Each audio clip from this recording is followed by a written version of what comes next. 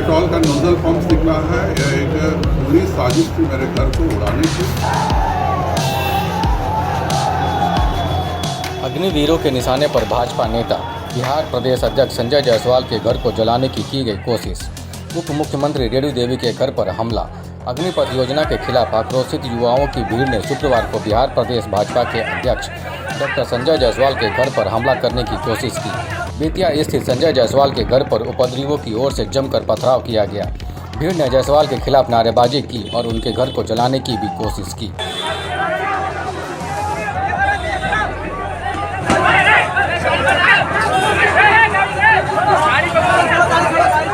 सूत्रों के अनुसार पुलिस और उपद्रवियों के बीच काफी देर नोकझोंक भी हुई। कहा जा रहा है कि संजय जायसवाल के घर की सुरक्षा में तैनात सुरक्षा कर्मियों की ओर से फायरिंग भी की गई। हालांकि पुलिस ने अभी तक फायरिंग की पुष्टि नहीं की है।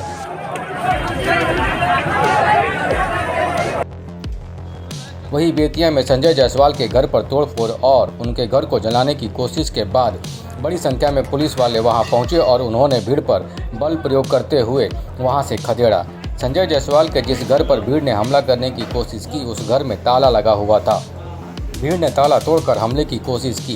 पेट्रोल का नोजल पंप निकला है। यह एक पूरी साजिश थी मेरे घर को उड़ाने की। सरकार निश्चित तौर पर इस पर संज्ञान में है और प्रशासन को दिखना चाहिए। जिस तरह की कार्रवाई होनी चाहिए थी उस तरह की कार्रवाई मेरे ख्याल से संतोषप्रद मैं नहीं कर सर, आप लोगों को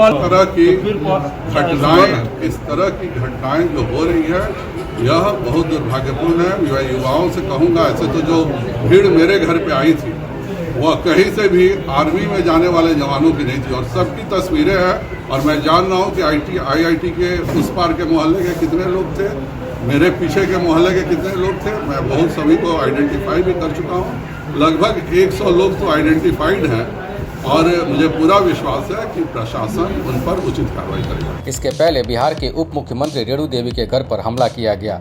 उनके घर पर जमकर पथराव हुआ जिससे खिड़कियों के शीशे भी टूट गए। रेणु देवी ने हमले के बाद शुक्रवार को बेतिया जाने का अपना कार्यक्रम रद्द कर दिया। लखीसराय में भी भाजपा कार्यालय पर हमला किया गया।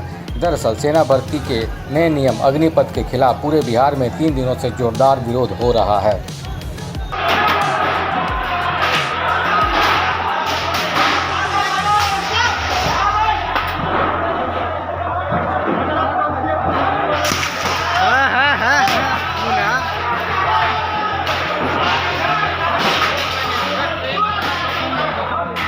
खासकर आक्रोशित युवाओं की भीड़ ट्रेनों को निशाना बना रही है। वहीं अब भीड़ के गुस्से का शिकार भाजपा नेता भी हो रहे हैं। आपको बताते चले कि बीजेपी के विधायक विनय बिहारी के कार पर भी छात्रों ने हमला कर उनके कार को क्षतिग्रस्त किया। गुरुवार को नवादा में भाजपा विधायक अरुणा देवी और छपरा में भाजपा विधायक CP गुप्ता पर हुए हमले के बाद शुक्रवार को बेतिया के उप मुख्यमंत्री रेणु देवी और प्रदेश अध्यक्ष डॉक्टर संजय जायसवाल को निशाना बनाया गया। वहीं आंदोलन के कारण बिहार के दर्जनों रेलवे स्टेशनों को ट्रेनें खड़ी कर दी गई हैं।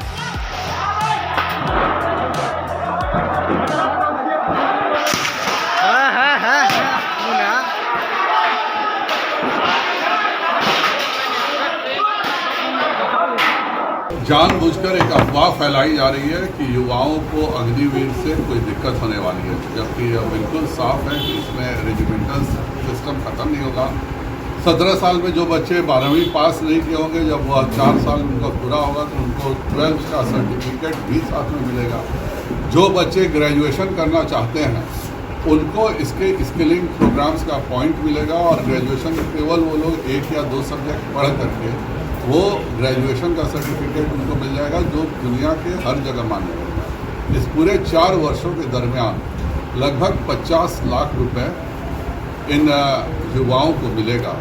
इस पूरे योजना को पूरी दुनिया की सभी जगह की फौजें करती हैं और इसका मूल उद्देश्य यह होता है कि कभी कोई अगर देश पे संकट आ जाए तो हमारे पास एक 35 साल से कम में 20 लाख की एक और रिजर्व फोर्स रहे जो कि देश के संकट में काम में आ सके।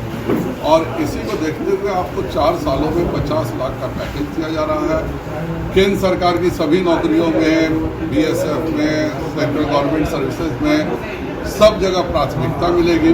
बिहार सरकार पहले से ही अपने स्टाफ में मिलिट्री के रिटायर्ड जवानों को ही रखती है।